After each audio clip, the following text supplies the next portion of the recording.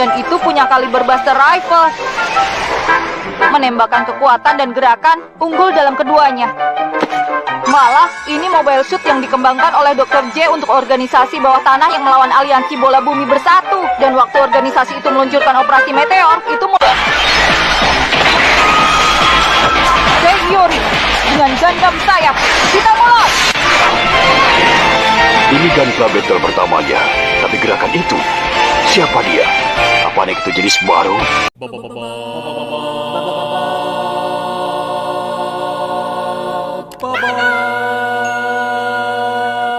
Assalamualaikum warahmatullahi wabarakatuh. Balik lagi di channel Hardi Dian Anto, channel gado-gado, di mana kita akan bahas semuanya di sini. Oke, seperti yang tadi di awal video udah dikasih cuplikannya, itu adalah cuplikan dari anime Gundam Build Divers ya, Gundam Build Divers yang tayang di channel YouTube-nya Bandai, kalau nggak salah, Bandai Hobby Shop kalau nggak salah. Nah, di situ ada beberapa missebut pokoknya ada beberapa kesalahan pengucapan yang terjadi di film tersebut. Nah, kira-kira apa sih penyebabnya terjadi seperti itu? Kita bakal bahas di sini bareng-bareng, oke?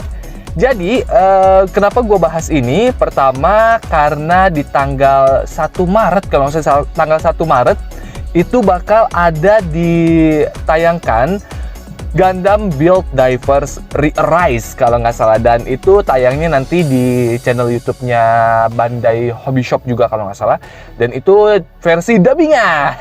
Cuma sayangnya gue nggak ikutan.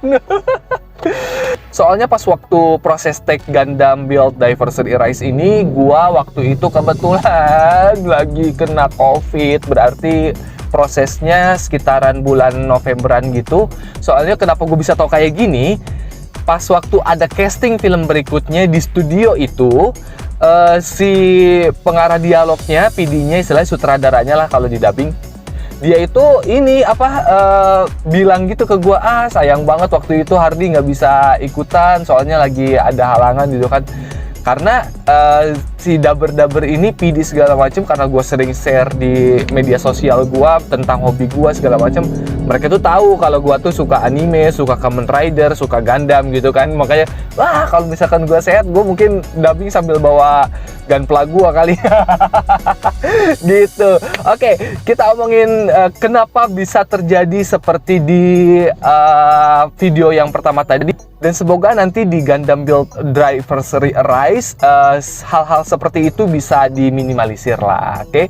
Nah, kita bahas bareng-bareng. Oke, proses dubbing itu, dia karena dari bahasa asing pasti akan mengalami yang namanya translate, pokoknya ditranslate dulu lah intinya, ditranslate. Nah, yang menjadi ujung tombak dari sebuah film dubbingan adalah translator, bisa dibilang kayak gitu. Kenapa bisa gue bilang translator? Karena awalnya sebelum didubbing, pasti yang mendapatkan film pertama tersebut untuk diproses, dialih bahasakan, itu jelas adalah translator atau si penerjemah. Nah, di sini sepertinya ada miss di ujung tombaknya ini. Jadi ketika ujung tombaknya aja udah ada kesalahan, di naskah akan tertulis seperti itu. Yang kurang pas lah istilahnya gitu kan. Sama kayak contohnya waktu penyebutan Jeki sama Mbak Hana. Kalau misalkan lo belum nonton, nanti gua tempel linknya di sini. Kenapa bisa seperti itu gitu kan? Kata Mbak Hana soalnya di situ tertulisnya ya begitu, adalah Jeki gitu. Tapi biasanya kalau misalkan dubbernya tahu tentang film ini atau mengerti lah misalkan film yang arahnya kemana, dia bakal mengkoreksi bareng-bareng kayak kayaknya ini nggak gini deh, harusnya penyebutannya gini. Tapi kebetulan pas waktu proses Gundam Build Divers itu mungkin daber-dabernya tidak tahu tentang film tersebut. Jadi ketika penyebutan segala macam di naskah seperti itu, ya udah yang terbaca adalah seperti itu. Gitu. Beda halnya kalau misalkan emang dia ngerti atau misalkan dia tahu tentang film ini seenggaknya gitu kan. Dia bakal bisa mengeluarkan argumen ini kayaknya nggak gini deh. Dan di dunia dubbing itu sah-sah aja, dan itu nggak kayak nggak bakal melukai perasaan PD-nya atau gimana, nggak masalah, karena itu kan untuk kualitas dari hasil dubbingan kita sendiri gitu kan. Jadi pertama itu, kenapa bisa terjadi adanya mistranslasi ketika di proses, kita nyebutin Gundam Build Divers ya. Kenapa bisa seperti itu? Karena di ujung tombaknya gue yakin banget itu di naskah tertulis seperti itu. Karena kebanyakan dubber di Indonesia, kan dia filmnya nggak cuma satu, jadi dalam satu hari itu si dubber itu bisa keliling, bisa ke 4 tempat, 3 tempat. Jadi kadang-kadang kita setelah berperan di satu film, kita harus menghapus memori yang ada di film sebelumnya supaya kita bisa masuk ke peran berikutnya. Jadi kadang-kadang ketika udah ngerjain film di mana, terus baru ngerjain Gundam itu, jadi ya udah yang ada di naskah, ya itulah yang akan dibawakan gitu kan. Akhirnya terjadilah seperti itu. Ditambah mungkin proses mixing setelah dia proses dubbing itu kan ada mixing. Nah, mungkin juga di proses mixingnya juga tidak tahu adanya salah penyebutan seperti itu. Jadi terjadilah seperti itu, hasilnya adalah ya seperti itu gitu kan, ada salah penyebutan segala macam. Dan gua rasa sih itu sih yang harus kita benahi bersama. Jadi kita harus mengerti, seenggaknya lah tahu seluk-beluknya gitu kan. Tapi ya gimana ya, kadang-kadang kita setelah dubbing, sudah harus dubbing film lain, suka ya gimana gitu. Jadi gitu ya, mudah-mudahan ini bisa jadi apa namanya, penjawab gundah gulana kalian kenapa kok bisa kayak gitu. Bahkan nggak cuman di film Gundam Build Divers aja, mungkin ada di film-film yang lain yang mungkin ada mistranslasi. Jadi ya itu ujung tombaknya itu di translator, kemudian si dubbernya juga seenggaknya tahu tentang film tersebut, ditambah dengan QC-nya atau mixingnya yang harus bisa, ya bisa gimana ya, nggak bisa maksain juga. Karena kalau misalkan zaman dulu di dunia dubbing itu, setelah translator itu ada yang namanya penyelaras naskah. Kalau kata Mas Anto tuh ada penyelaras naskah buat nyamain lip sync dan kayak misalkan ada kata-kata yang kayak gimana gitu, bisa diiniin, bisa diperbaiki dulu. Tapi kalau misalkan sekarang sudah nggak ada kayak gitu, karena ya balik lagi sih tetap aja ke duit juga gitu kan. Karena sekarang sudah ya lu tahu sendirilah kayak gitu. Jadi akhirnya ada beberapa bagian yang dicopot, kecuali kalau misalkan memang kita suka film itu ya. Contoh kasus kayak gua sama si Ero, emang gua suka, Ero juga suka ngikutin film Naruto sama Boruto, seperti yang pernah gua bahas sama dia. Kalau lu belum nonton juga nanti gua tempel juga linknya.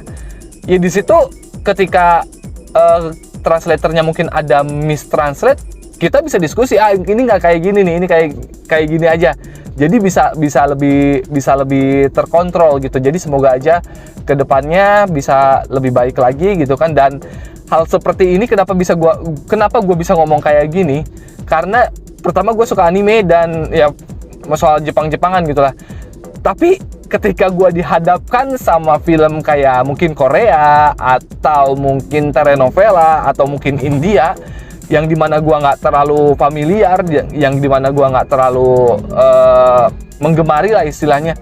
Kadang-kadang ya gue ketika apa yang ada di naskah, kalau misalkan itu, apalagi kalau istilah-istilah ya, kalau istilah-istilah kayak gitu yang mungkin orang yang udah nonton versi aslinya bakal tahu maksudnya adalah ini, si dubber belum tentu udah nonton film itu. Jadi karena kita kan ketika datang ya udah langsung dubbing gitu kan, kita nggak tahu maksudnya translasinya kemana. Jadi kadang-kadang itu yang suka miss. Cuman kalau misalkan emang kita suka, karena ada juga dubber yang misalkan suka kayak drama gitu kan, suka drama Korea gitu kan, dia bakal ngasih pendapat dia ketika ada translatean yang mungkin kurang pas, dia bakal langsung ngomong, nih harusnya kayak gini gitu kan. Jadi gitu, mudah-mudahan bisa menjawab rasa penasaran kalian kenapa bisa terjadi hal seperti itu. Jadi semoga aja nanti kedepannya akan lebih ada perbaikan lagi, dimulai dari ujung tombaknya, pengerjaannya, dan nanti proses akhirnya, supaya nanti kalau misalkan ada istilah-istilah atau apa, karena kenapa sekarang bisa sangat cepat booming seperti ini, ketika ada salah penyebutan atau apa bisa langsung ke up gitu, dan akhirnya membuat celah untuk yang para haters untuk menghujat gitu. Karena sekarang media sosial itu udah luar biasa sekali. Kalau misalkan zaman dulu, sebenarnya di zaman dulu juga gue yakin banget banyak penyebutan-penyebutan yang mungkin salah arti atau segala macam. Hanya saja zaman dulu itu media sosial belum seperti sekarang. Makanya ketika kita nonton dan ditambah kita belum nonton aslinya. Sekali lagi kita belum nonton aslinya, jadi kita nggak tahu bagaimana aslinya. Ketika kita nonton di TV, sumber utama tontonan kita adalah TV waktu itu. Ya udah, jadi ya fine-fine aja gitu kan. Karena nggak ada media sosial juga, jadi nggak ada yang nge-up. Jadi ya sudah, jadi ya dari TV aja. Jadi kalau misalkan lu lihat di TV kayak gitu, ya lu berpikir adalah ya itu dia gitu kan. Tapi kalau sekarang karena lu udah nonton versi aslinya dan lu mungkin ketika udah nonton versi aslinya ngikutin serial tersebut atau film tersebut, jadi tahu istilahnya gini. Akhirnya ketika ada salah pengucapan atau salah arti segala macam, lu bisa langsung komentar gitu kan. Itu yang membedakan zaman dulu dan zaman sekarang gitu. Kayak contoh kasusnya Jackie aja lah.